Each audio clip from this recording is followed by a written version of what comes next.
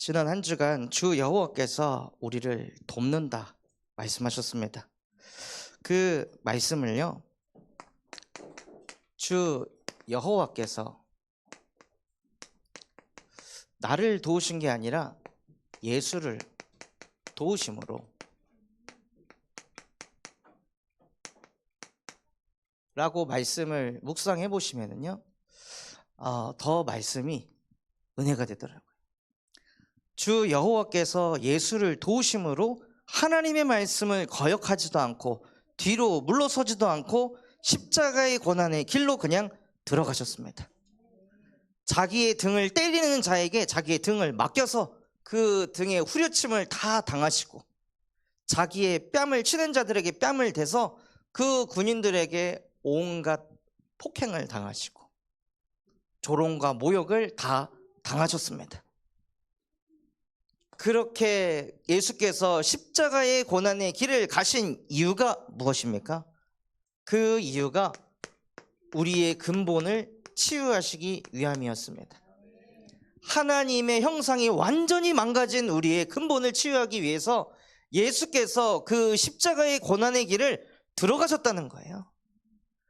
예수께서 나를 위해서, 나를 구원하기 위해서 그 모든 고난과 고통과 핍박과 조롱을 다 당하셨는데, 우리의 근본이 치유되지 않으면은요, 그 고난을 다 당하신 분에게 왜 내 인생 이거 안 해결해 주세요?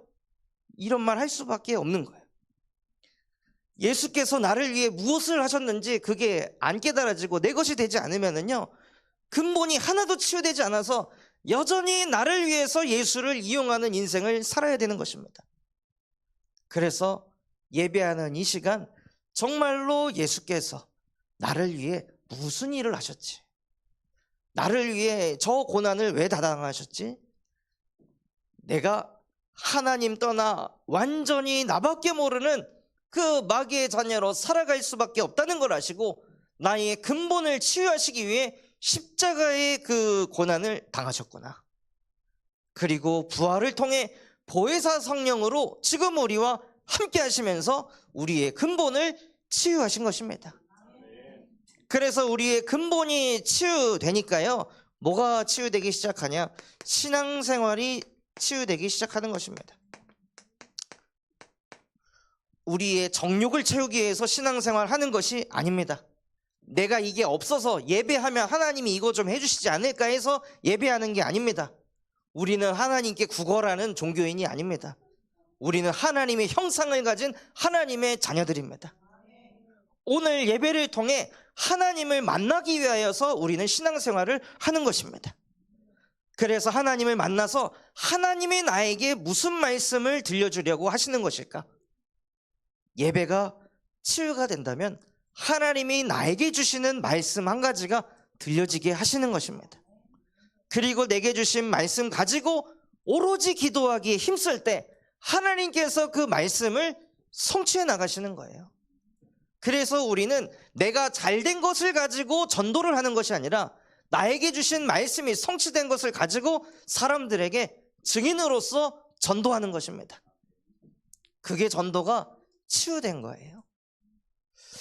그래서 오늘도 똑같은 말씀입니다. 여호와의 팔이 누구시냐? 예수 그리스도이십니다. 그래서 이번 주에는요, 여호와의 팔이요, 깨소서 깨소서 능력을 베푸소서.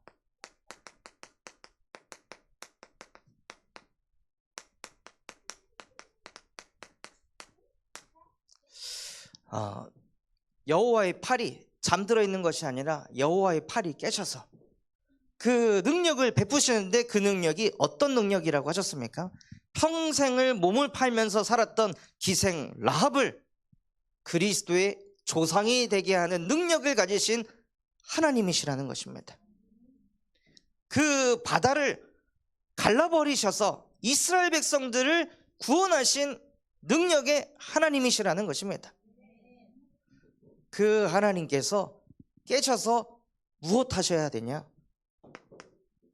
홍해를 가르시는 것도 홍해를 갈랐다, 기적을 보이시려고 하는 것이 아니라 하나님께서 구원의 역사를 이루려고 하셨습니다. 그래서 예배하는 이 시간, 여호와의 팔 대신 그리스도여, 지금 이 시간 나에게 능력을 베푸셔서 나에게 구원의 역사가 일어나는 예배가 되게 하여 주시옵소서. 그래서 이 구원의 역사를 통해 인간의 창조 원리가 회복이 되고 깨달아지는 예배가 되시기 바랍니다. 하나님께서 인간을 하나님의 형상을 가진 영적인 존재로 창조하셨습니다.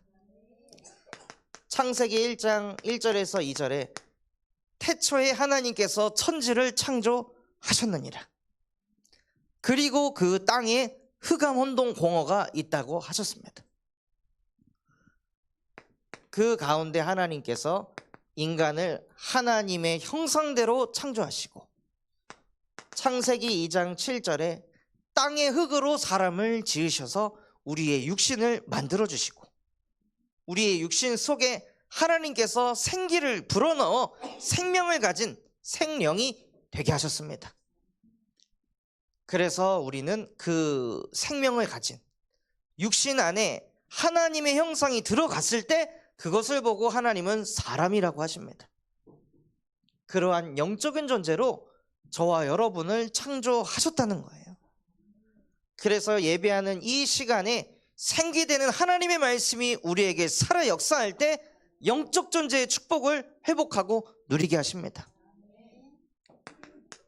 그렇게 하나님께서 자기의 형상대로 창조하시고 하나님의 형상을 가진 인간에게 하나님께서 축복을 하셨습니다. 인간은 사람에게 축복받아야 될 존재가 아니라요, 인간은 세상에게 축복을 받을 존재가 아니라 인간은 하나님이 축복하셔야 되는 존재입니다. 그래서 하나님께서 주시는 축복 속에서 살아갈 때 하나님께서 주신 그 축복이 축복의 근원이 되게 하십니다. 나에게 주신 축복이 내게 머물러 있는 것이 아니라 그 축복이 뻗어가게 하십니다. 나에게 주신 예수 그리스도의 복음이 내 안에 머물러 있는 것이 아니라 나를 살리고 나를 구원하신 예수 그리스도의 복음이 나를 통해서 현장에 뻗어가게 하십니다. 그 축복의 근원으로 저와 여러분을 창조하셨다는 것입니다. 이것이 하나님께서 인간을 창조하신 원리입니다. 그런데 이렇게 창조하시고 이걸 한순간 이렇게 누리도록 만드신 게 아니셨을 거잖아요. 하나님은 영원한 존재이시고 하나님은 영원한 말씀입니다. 영원히 이렇게 살아야 될 인간에게 영원한 문제가 생겼습니다. 하나님의 말씀에 아멘하고 순종하면서 그 말씀 따라갈 인간이 창세기 3장 1절에서 6절에 하나님의 말씀에 불순종하게 되는 그 문제 가운데 빠진 거예요. 그래서 아담과 하와의 선악과 사건으로 인해서 모든 사람은 영원히 하나님을 떠나게 되었습니다. 그래서 하나님이 기준이 아니고요, 내가 기준이 되는 거예요. 아담이 전에는 하나님이 기준이었는데 하나님의 말씀에 불순종하니까요, 완전히 자기밖에 모르는 흑암에 빠지는 거예요. 흑암 중에 흑암은 무엇이냐? 나밖에 모르는 겁니다.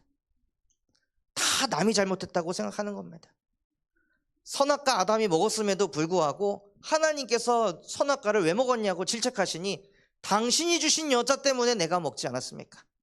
내가 잘못한 게 아니라 당신이 창조한 그 여자가 문제 아닙니까? 하고 완전히 자기밖에 모르는 흑암 속으로 빠져들어가는 거예요. 그래서 나밖에 모르는 그 흑암 속에 빠져 있으니 사람이 이 속에서 우울감이 오고, 나밖에 모르는 상태 속에 있으니까요, 내 맘대로 안 되니 자꾸 화가 나고 분노가 올 수밖에 없는 것입니다. 그리고 이 상태에서 로마서 3장 23절, 모든 사람이 죄 가운데 빠져서 영이신 하나님을 만나지를 못하니 늘 모든 게 육신 중심입니다. 사고하는 게 다 육신 중심이에요. 그래서 돈을 선택하면 사람을 잃을 것 같고, 사람을 선택하자니 돈을 잃을 것 같고, 이럴 때 무엇을 선택해야 됩니까? 돈을 선택하면 건강을 잃고, 건강을 선택하면 돈을 잃고, 이 육신적인 갈등이 왔을 때 무엇을 선택해야 되는 것입니까? 육신적인 손해를 볼 것 같으면 사람들이 혼돈이 옵니다. 그래서 그 생각 기준 가지고 이걸 어떻게 해결해야 될지, 육신적인 손해를 보지 않고 뭔가 답을 찾아내려고 하니까요, 늘 시달릴 수밖에 없는 거예요.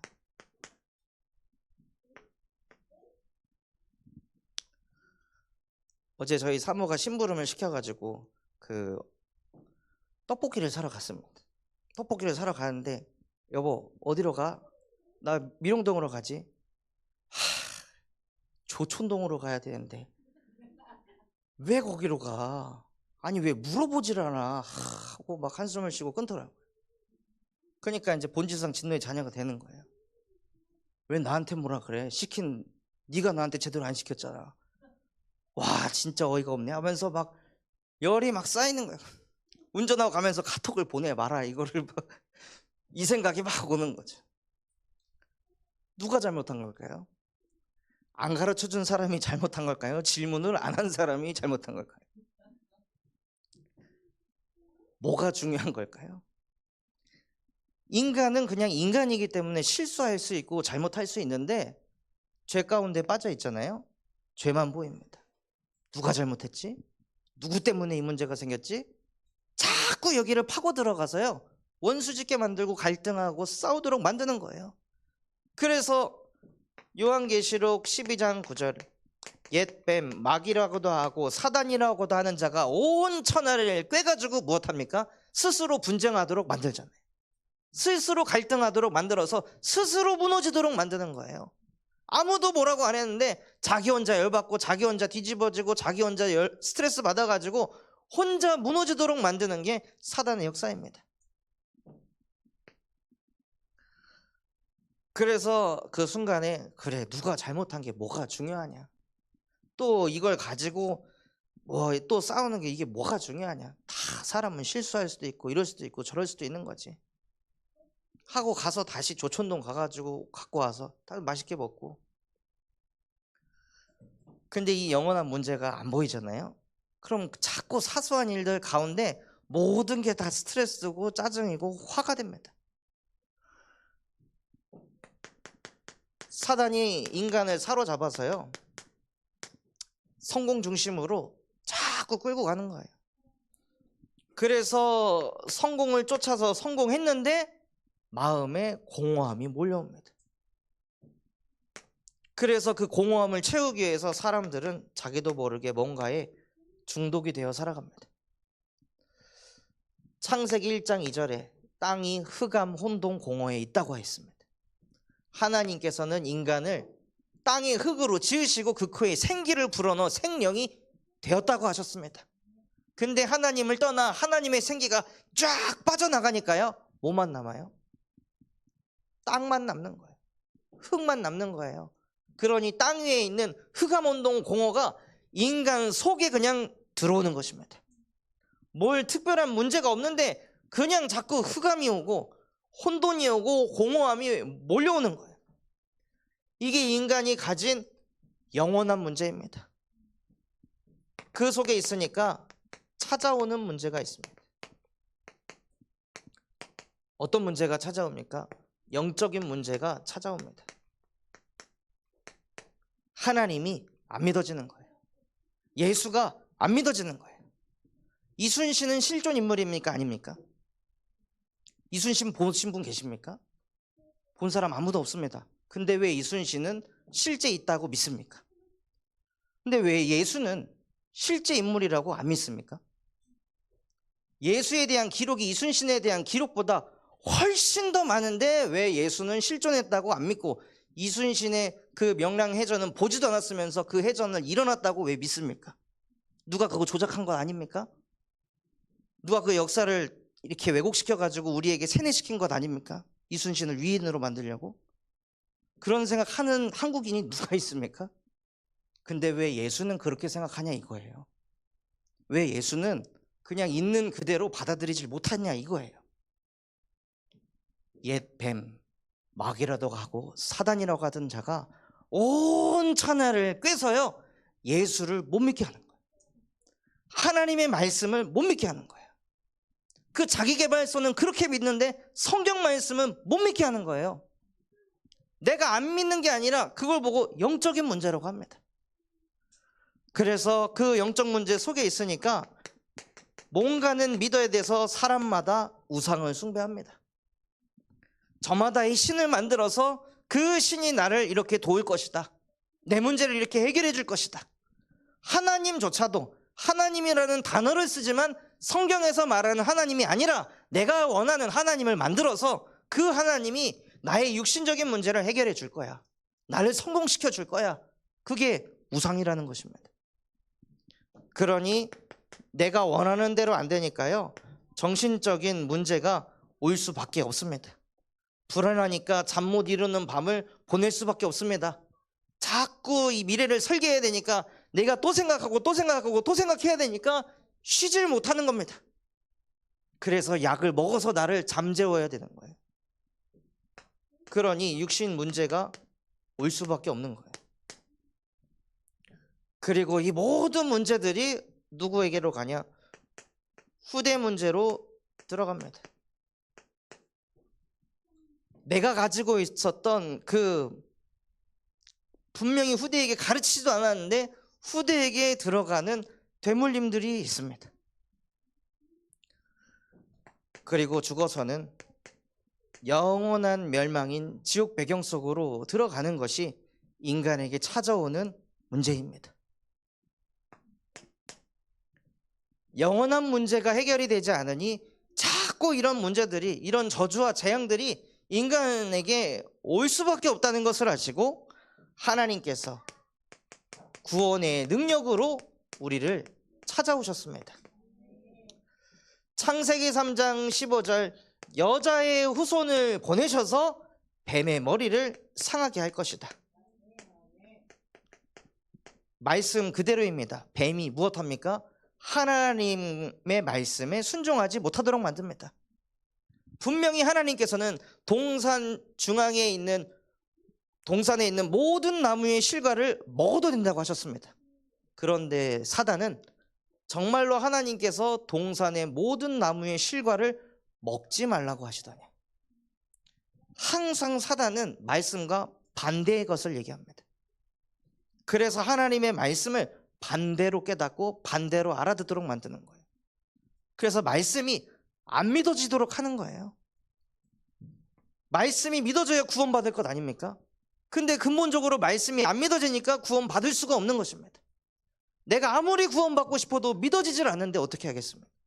그래서 하나님께서 여자의 후손을 보내셔서 하나님의 말씀을 믿지 못하게 하는 뱀의 머리를 상하게 할 것이다 하고 여자의 후손을 보내겠다고 약속하셨습니다. 그리고 그 약속을 마태복음 1장 18절에서 21절에 마리아하고 요셉이 약혼을 했으나 동거하지 않은 상태에서 성령으로 잉태된 아들을 낳으리니 그의 이름을 예수라 하라. 여자의 후손을 보내겠다고 예수님이 오시기 약 4,000년 전에 약속하시고 그 4,000년 전의 약속이 그대로 성취되었습니다. 그리고 그 예수의 이름의 뜻이 무엇입니까? 제 이름의 뜻은 마음을 다하고 힘을 다하고 뜻을 다하여 주 너의 하나님을 사랑하라는 뜻을 가지고 있습니다. 예수의 이름의 뜻은 자기의 백성을 그들의 죄에서 구원할 자이심이니라. 예수가 누구시냐? 구원자라는 것입니다. 어디에서요? 영원한 문제에서 구원할 구원자. 그래서 그 예수께서 구원자가 되시기 위하여 무슨 일을 하셨냐는 거예요. 그 예수께서 우리의 구원자가 되시기 위하여 우리가 죄 가운데 빠져서 하나님의 영광을 보질 못하니 우리의 죄를 씻으시기 위하여 로마서 5장 8절 우리가 아직 죄인 되었을 때 그리스도께서 십자가에 못 박혀 죽으심으로 하나님께서 우리에 대한 자기의 사랑을 확증하셨느니라. 십자가의 보혈로 우리의 죄를 깨끗하게 씻어버리셨습니다. 그 일을 하셨다는 것입니다. 또 예수께서 고린도전서 15장 3절에서 4절에 성경대로 죽으시고 성경대로 사흘 만에 부활하셨습니다. 창세기 3장 15절에 뱀의 머리를 박살내겠다고 하신 그 말씀이 예수께서 십자가의 부활을 통해 뱀이 하는 그 능력이 무엇이에요? 사람을 죽여서 사망 권세로 끌고 들어가는 것입니다. 그래서 예수님이 그 사망 속으로 들어가셔서 사흘 만에 부활하심으로 뱀의 머리를 박살내신 거예요. 사망 권세를 이기신 것입니다. 영원히 죽을 수밖에 없는 우리를 십자가의 부활의 능력으로 살려내셨습니다. 또 영원히 하나님을 떠나서 하나님은 영이시잖아요. 영이신 하나님을 인간이 볼 수도 없고 만날 수도 없기 때문에 요한복음 1장 14절 말씀이 육신이 돼서 우리 가운데 거하심에 아버지의 독생자의 영광을 보았다고 하셨습니다. 죄 가운데 빠져서 하나님의 영광을 볼 수 없던 우리에게 말씀이 육신이 돼서 이 땅에 오신 예수를 통해 하나님의 영광을 보도록 만드셨다는 것입니다. 이 일을 하신 분이 그리스도이십니다. 예수는 이름이고 그리스도는 하신 일입니다. 이 그리스도의 일을 하셨다는 것을 요한복음 5장 24절 너희가 내 말을 듣고 나 보내신 이를 믿는 자들에게는 영생을 얻었고 심판에 이르지 아니하나니 사망에서 생명으로 옮겼느니라. 이것을 믿기만 하면은 사망에서 생명으로 옮겨진다고 하셨습니다. 그게 구원의 능력이라는 것입니다. 복잡하면은 그게 어떻게 능력이 되겠습니까? 너무 쉽고 간단한데 이게 구원받을 수 있다는 거예요. 그래서 이게 하나님의 능력이라는 것입니다.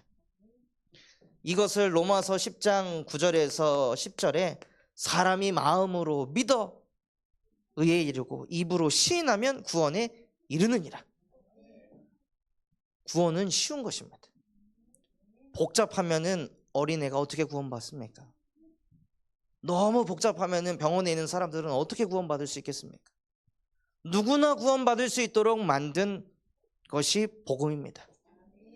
그래서 마태복음 11장 28절에서 30절에 수고하고 무거운 짐진 자들아, 구원을 잘못 착각해서 구원을 너무 복잡하고 어렵게 생각해서 어떻게 하면 구원받지? 선행을 해야 되나? 열심히 뭘 해야 되나? 뭘 배워야 되나? 깨달아야 되나? 그래서 수고하고 무거운 짐진 자들아, 다 내게로 오라. 내가 너희를 쉬게 하리라. 나는 마음이 온유하고 겸손하니 너희는 내 멍에를 메고 내게 배워라. 내 짐은 쉽고 가벼움이라. 복음은 쉽고 가벼운 것입니다. 이 구원의 능력을 우리에게 주셨습니다. 그래서 그 능력이 임할 때요, 복음의 능력을 체험하게 하십니다. 성경의 인물을 보면서 이 복음의 능력이 얼마나 위대한지 한번 같이 확인하도록 하겠습니다. 예수를 만난 베드로를 통해서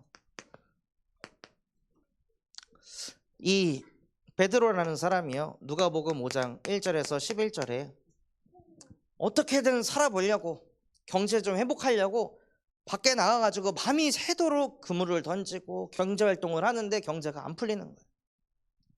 온갖 열심으로 사는데 경제가 안 되는 거예요. 그런 베드로에게 예수께서 찾아가셔서 다시 그곳으로 가서 그물을 던져라. 그래서 말씀을 의지하여 그물을 던졌더니 수많은 물고기를 잡게 되었습니다. 그리고 그것을 보고 베드로가 예수를 따라갔어요. 그 예수님을 따라갔는데요, 마가복음 4장 35절에서 41절에는 제자들과 예수님과 함께 배를 타고 가고 있는데 큰 풍랑이 와서 제자들이 이제 우리 끝났구나 이러고 있다가 잠자고 있는 예수님을 깨웁니다. 그래서 예수께서 일어나셔서 바람을 꾸짖으시니 바다가 잠잠하여졌습니다. 그래서 이것을 보고 사람들이 이 사람이 누구이길래 바람과 바다를 잠잠케 하는가? 능력을 보는 거예요. 사실은 이 일들을 통해서 예수님이 누구라는 것을 증명하신 것입니까? 예수님이 창조주라는 것을 증명하신 것입니다. 바다와 바람을 창조하신 이만 바다와 바람을 컨트롤할 수 있습니다. 그래서 말씀으로 바다를 잠잠케 하실 수 있는 능력을 가진 예수님과 함께 하니까 너무 좋은 거예요. 그리고 예수님과 함께 하는데요, 마태복음 4장 23절 25절에 수많은 병든 자, 약한 자들이 예수님을 찾아옵니다. 찾아오는데 그 만남 속에서 예수님께서 천국 복음을 증거하시니 모든 약한 것과 병든 것들이 치유됩니다. 안진뱅이 치유돼, 중풍병자 치유돼, 귀신 들린 자 치유돼, 어떤 사람을 다 붙여도 치유의 역사가 일어나는 거예요. 이런 존재하고 함께 하니까 얼마나 좋겠어요, 베드로는. 그리고 심지어 마태복음 14장 13절에서 21절에 수천 명의 사람들이 모였는데 먹을 게 없는 그 상황 속에서 걷어 올린 그 떡과 물고기에 축사를 하시니 오병이어의 기적이 일어나게 되었습니다. 한 사람 먹을 양이 수천 명의 사람을 먹이고도 남은 거예요. 원래 베드로의 인생은 어떠했죠? 늘 경제에 시달리고 사람들에게 억울하고 무시당하고 그런 인생을 살았던 베드로입니다. 그런데 그 베드로가 이런 능력과 치유의 능력과 기적을 일으킬 수 있는 예수님 곁에 있으니까 너무 좋은 거예요. 그래서 무엇을 했냐? 누가복음 9장 5절에 예수여, 랍비여, 여기가 좋사오니 딴 데 가지 마시고 우리 여기서 같이 삽시다.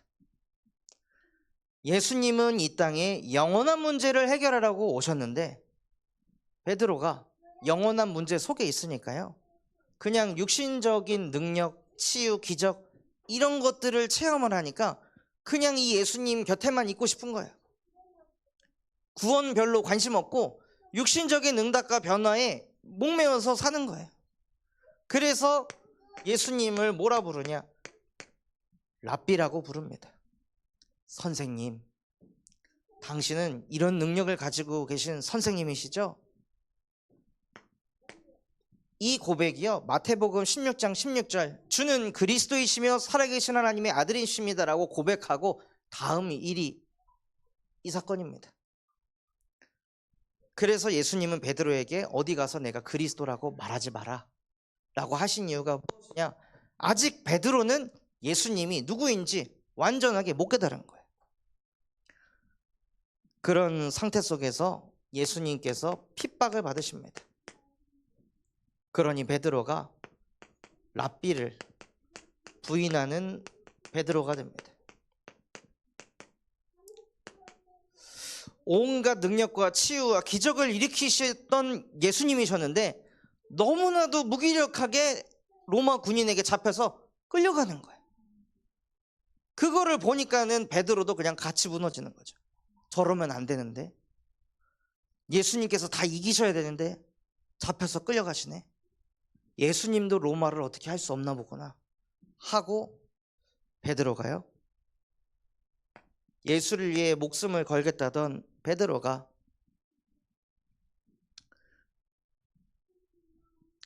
마가복음 14장 66절에서 72절에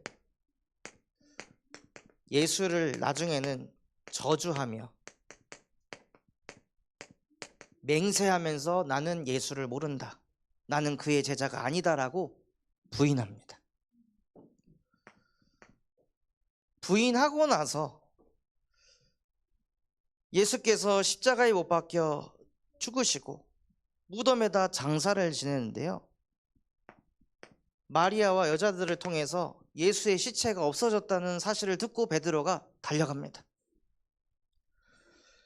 달려가서 그 현장을 보는데 성경에 뭐라고 되어 있냐면요, 그들은 다시 살아나리라 하신 말씀을 깨닫지 못하였더라.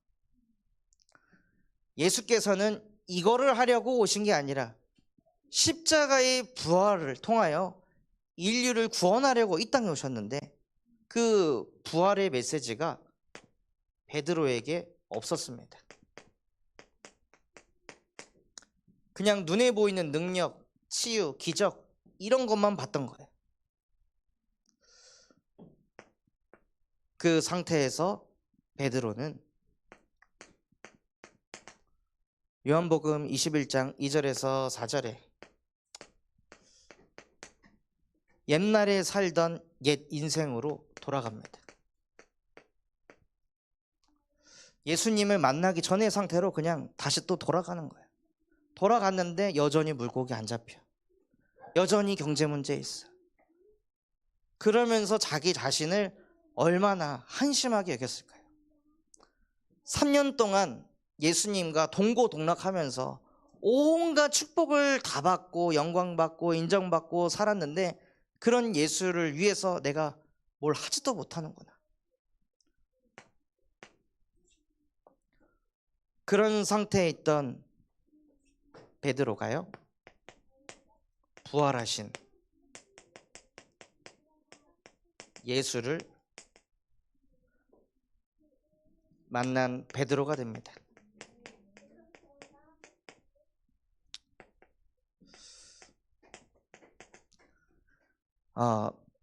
요한복음 21장 5절에서 6절에 예수님께서 이 베드로를 찾아가셔서 고기가 있느냐 물으셨습니다. 없습니다 하니까 그러면 배 옆에 그물을 던져라 하고 던지니 또 물고기가 왕창 잡히는 거예요. 자기를 저주하고 부인했던 베드로를 부활하신 그리스도께서 다시 찾아가셔서 다시 또 이 경제의 문제를 또 풀어주시는 거예요.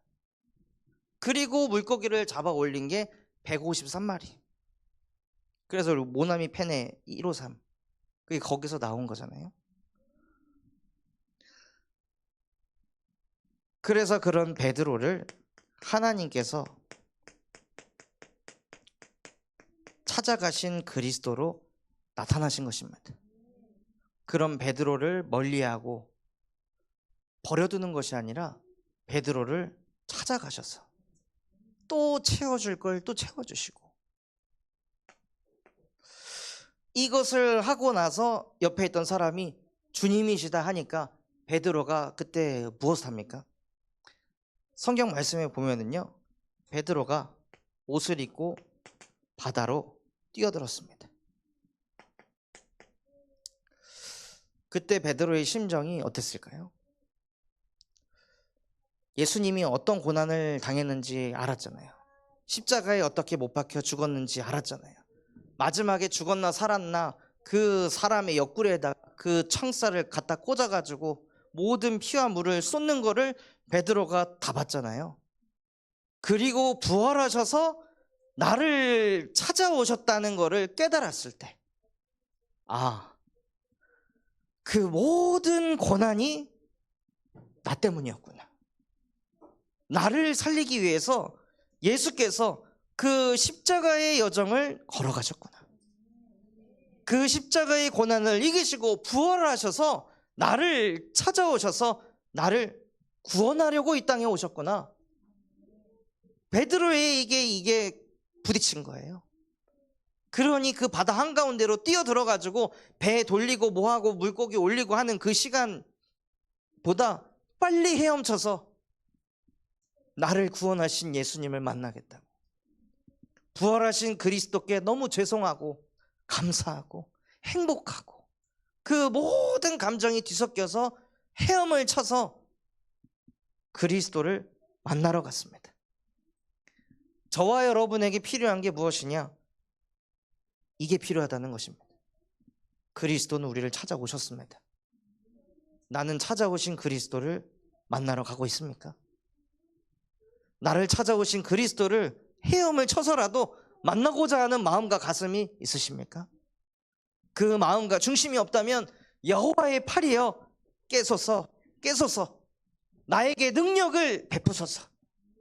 부활하신 그리스도를 찾아가고자 하는, 만나고자 하는 마음과 가슴을 하나님 나에게도 회복시켜 주시옵소서 하고 그리스도를 만나러 가는 베드로의 응답을 받게 되었습니다.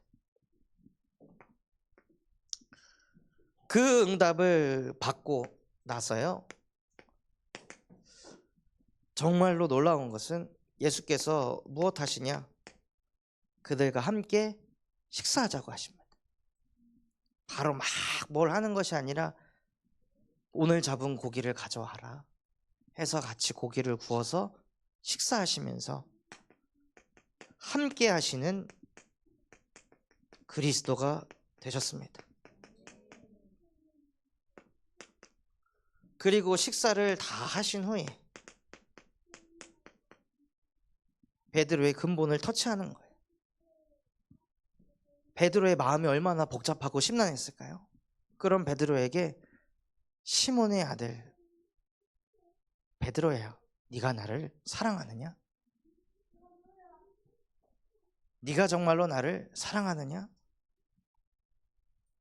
그러면 내 어린 양을 먹여라. 네가 나를 사랑한다면 나의 어린 양을 먹여라. 네가 정말로 나를 사랑한다면 내 어린 양을 먹여라 하고 베드로에게 어린 양을 먹이는 말씀 운동을 일으켜라. 말씀 운동을 통해 하나님 떠나 죽어가는 영혼들을 살리는 생명 운동을 일으켜라. 네가 나를 정말로 사랑한다면. 그래서 그 말씀을 받고 베드로가 말씀 운동을 일으켜야 되니까요, 부활하신 그리스도의 말씀을 내 것으로 만드는 40일 집중 속으로 들어갔습니다. 부활하신 그리스도를 봤다 하고 온 동네 또 막 돌아다니는 게 아니라 부활하신 그리스도가 실제 말씀으로 정리되는 그 시간을 가졌던 거예요.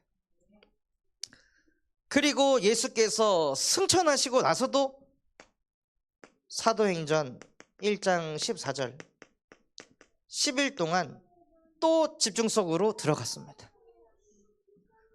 부활하신 예수가 그리스도로 말씀으로 정리되고 편집될 때 보혜사 성령이 우리에게 임하십니다. 우리는 형이상학적인 눈에 보이지 않는 하나님을 믿는 존재가 아니라 정확하게 말씀으로 기록되어 있고 예수께서 무슨 일을 하셨고 예수가 어떤 존재이신지 하나님께서 말씀으로 기록하셨습니다. 기록된 말씀을 정리하면서 하나님이 누구신지, 예수가 누구신지 만나러 가는 그 응답을 누리시기 바랍니다. 그래서 그것을 누리기 위하여 여호와의 팔이여 능력을 베푸소서.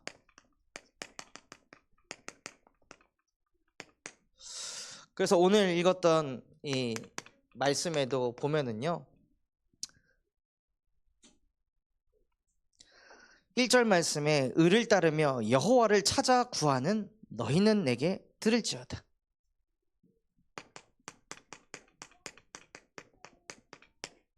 하나님을 찾는 자들, 베드로처럼 그리스도를 만나러 가는 찾는 자들에게는요, 하나님께서 복을 주신다고 하셨습니다. 아브라함 또 본토 친척 아비의 집을 떠나서 혼자 있을 때 자꾸 아브라함이 제단을 쌓고 하나님을 찾고 하나님을 만나려고 했기 때문에 하나님께서 그에게 복을 주시고 창성하게 하셨습니다. 그리고 하나님을 찾는 자들에게는 사막이 에덴이 되게 한다고 말씀하시고, 자꾸 하나님을 찾아서 정말로 부활하신 그리스도를 만날 때 우리의 마음속에 기뻐함과 즐거워함과 감사함과 창화하는 소리가 있다고 말씀하셨습니다. 무엇으로 감사하십니까? 부활하신 그리스도를 만나서 감사하십니까? 아니면 하나님 믿었더니 무슨 능력이 나타났고 치유가 됐고 기적이 일어나는 것 때문에 감사하십니까?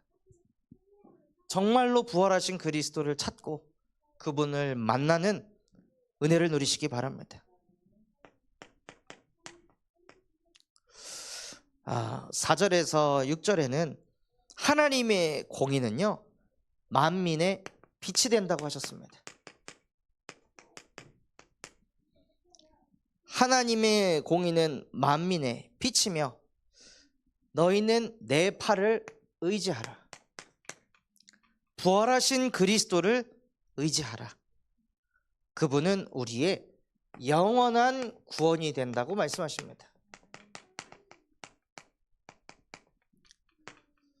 그래서 이전에 베드로가 이 예수, 부활하지 않은 예수를 만났을 때는 무너져 버렸지만 부활하신 그리스도가 베드로의 것이 되니 어떻게 됐습니까? 네가 젊어서는 네가 원하는 대로 띠띠르기를 구하였으나 네가 늙어서는 남들이 이끄는 대로 가게 될 것이다. 그래서 베드로가 어떻게 죽을지를 예수께서 예언하신 거예요. 십자가에 거꾸로 매달려서 죽는 것을 예언하신 것입니다. 전에는 끌려가는 것만으로도 불안하고 두려워했던 베드로가요, 부활하신 그리스도를 만나고 그리스도만 의지하는 상태가 되니까 영원한 구원의 축복을 누리면서 어떤 상황 속에서도 주는 그리스도이시며 살아계신 하나님의 아들이십니다라고 선포했습니다.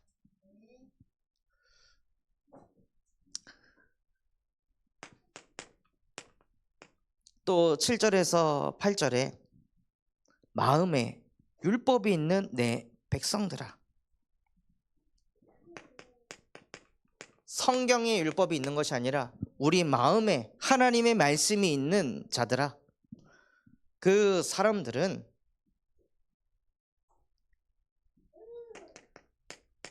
사람들의 비방하는 말에 얻어 걸리지 말라고 하셨습니다. 어차피 그들은 옷과 같이 헤어진다고 하셨어요. 그 비방하는 말들은 지나간다. 사람들이 조롱하고 핍박하고 자꾸 우리 시험 들게 하는 그런 말들은 영원한 말이 아닙니다. 지나가는 말들입니다. 그러니 마음에 하나님의 말씀을 담았으니 그 말씀만을 붙잡고 살아가라는 거예요. 그리고 9절에서 11절에 여호와의 팔이여 깨소서 깨소서 능력을 베푸소서. 즉 예수가 나에게 그리스도가 되게 하여 주시옵소서. 옛 시대에 깨신 것 같이 나에게도 예수가 그리스도가 되게 하여 주시옵소서. 베드로에게 그리스도가 되신 그리스도께서 지금 나에게도 그리스도가 되셔서 어떤 상황 속에서도 그리스도의 복음 가지고 승리하는 전도자가 되게 하여 주옵소서. 그래서 하나님께서는 기생 라합을 점이셔서 기생이 아닌 하나님의 자녀가 되는 복의 근원이 되는 축복을 주시고, 이스라엘 백성들 눈앞에 있는 홍해 바다를 가르시고 그 능력으로 역사했던 하나님이 지금 우리의 하나님이십니다.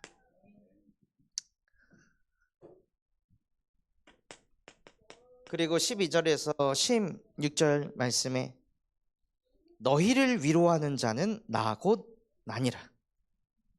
누구에게 위로를 받으며 살고 계십니까? 우리는 하나님의 위로를 받아야 되는 존재로 창조되었습니다.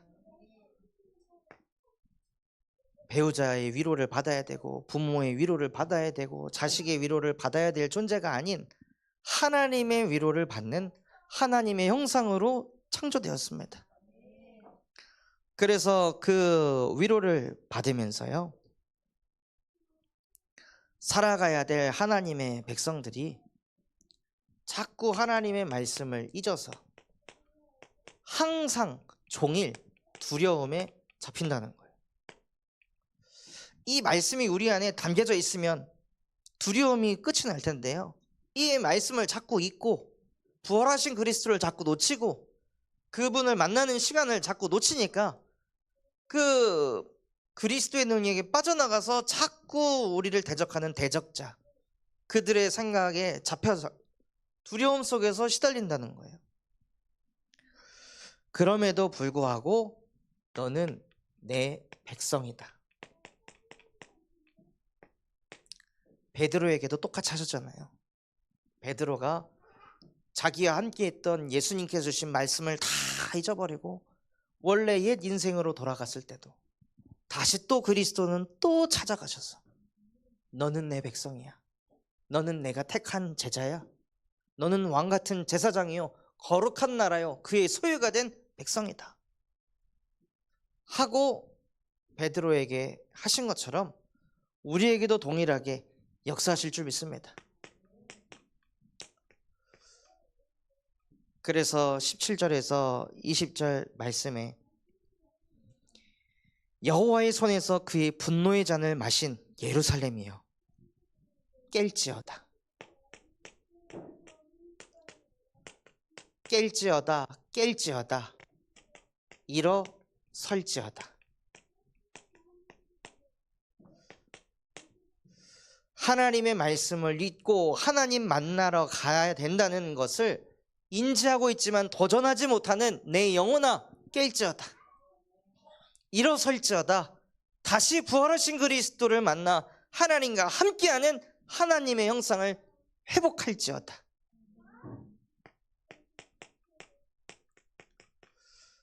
그리고 하나님께서는 우리에게 주시는 분노의 잔을 거두겠다고 하셨습니다.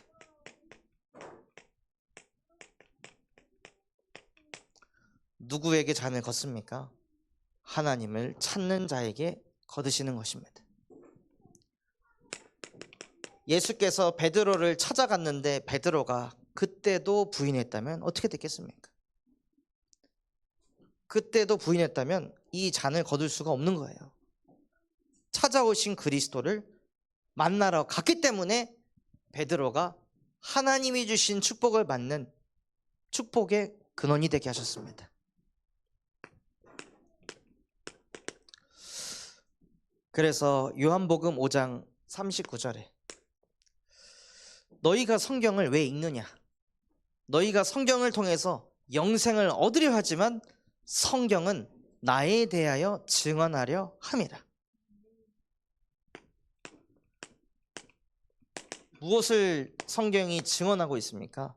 요한복음 20장 31절에 이 성경이 기록된 목적은 너희로 하여금 예수가 하나님의 아들 그리스도이심을 믿게 하려 함이요 그를 믿어서 영생을 얻게 하려 함이라. 그래서 나의 예수는 누구십니까? 내가 만난 예수는 능력의 예수입니까? 치유의 예수입니까? 기적을 일으키는 예수입니까? 그래서 나에게 그냥 예수가 랍비입니까? 아니면 예수는 그리스도이시며 살아계신 하나님의 아들이십니까? 능력의 팔이 우리에게 역사하여 진짜 나의 예수가 그리스도가 되시는 한 주 되시기를 예수 그리스도의 이름으로 축원합니다. 우리 붙잡은 말씀 가지고 합심해서 기도하겠습니다. 하나님 아버지 감사합니다. 여호와의 팔이여 있어서